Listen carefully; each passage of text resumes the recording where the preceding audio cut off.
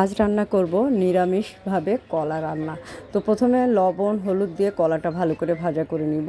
এখন কড়াইয়ে তেল দিয়ে কালো জিরা এবং শুকনো মরিচ ফোড়ন দিয়ে ভেজে নেওয়া কলাগুলো দিয়ে একটু ধনিয়া গুঁড়া, জিরা গুঁড়া, আদা বাটা, কাঁচামরিচ দিয়ে ভালো করে কষিয়ে নিব। তারপরে একটু ঝোলের পানি দিয়ে দিব। দিলে ঝোলটা গাঢ় হয়ে গেলে নামিয়ে ফেলবো নিরামিষ কাঁচকলার তরকারি।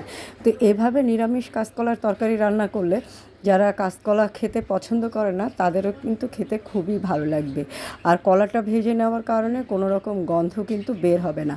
আর কলাটা যেহেতু একটু ছোটো সাইজে ছিল তাই আমি একটু খোসা সহই কেটেছি। তো হয়ে গেল আমার নিরামিষ কলার রেসিপিটা। খুব মজাদার একটা রেসিপি, বাসায় ট্রাই করে দেখবেন, খেতে কিন্তু ভালোই লাগবে।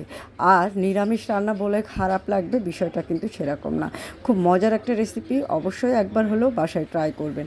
তো আজকে এই পর্যন্ত, আল্লাহ হাফেজ।